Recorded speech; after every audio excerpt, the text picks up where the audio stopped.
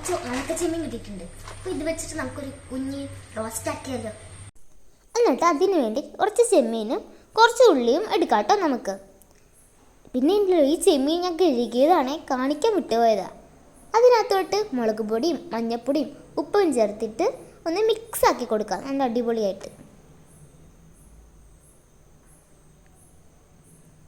ചട്ടി ചൂടാകുമ്പോഴത്തേക്കും അതിനകത്തോട്ട് കുറച്ച് വെളിച്ചെണ്ണ ഒഴിച്ച് കൊടുക്കാം കേട്ടോ. ആ വെളിച്ചെണ്ണ ഒന്ന് ചൂടായി വരുമ്പോഴത്തേക്കും നമ്മുടെ ചെമ്മീൻ ഇട്ട് കൊടുക്കാം.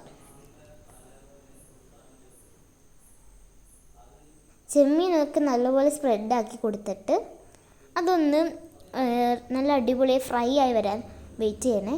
ഇത് നമ്മൾ സാധാരണ ചെമ്മീൻ ഫ്രൈ ഒക്കെ ആക്കുന്ന പോലെ ഇതും ഫ്രൈ ആക്കി എടുക്കാം. പക്ഷേ വെറുതെ ഷാലോ ഫ്രൈ ആയാൽ മതി, ഒരുപാട് അങ്ങ് ഫ്രൈ ആവണ്ട കേട്ടോ. അപ്പോഴത്തേക്കും നമുക്ക് ആ ചെമ്മീനൊക്കെ വേറൊരു പാത്രത്തിനകത്തോട്ട് മാറ്റാവേ. അതിനുശേഷം അതിൻ്റെ ആ ഒരു മസാലയുള്ള ആ എണ്ണയില്ലേ, ആ എണ്ണയിനകത്തോട്ട് വേണമെങ്കിൽ മാത്രം കുറച്ചുകൂടി എണ്ണ ഒഴിച്ചിട്ട് നേരത്തെ അരിഞ്ഞു വെച്ച ഉള്ളി ആഡ് ചെയ്ത് കൊടുക്കാം കേട്ടോ. എന്നിട്ട് ഇതൊന്ന് കുറച്ച് നേരം വഴറ്റണം.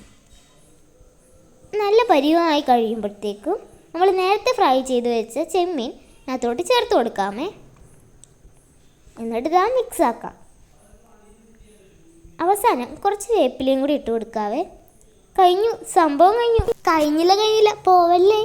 ഇനി ആ ചട്ടിയില്ലേ, ഇതിൽ കുറച്ചും കൂടി കുത്തരിച്ചോറിട്ട് നല്ല പോലെ കുഴച്ചതിന് ശേഷം ഒരു കുഞ്ഞു ഉരുള, അല്ല വേണ്ട ഇച്ചിരി വലിയ ആയിക്കോട്ടെ, എടുത്തിട്ട് തിന്ന് നോക്കണം.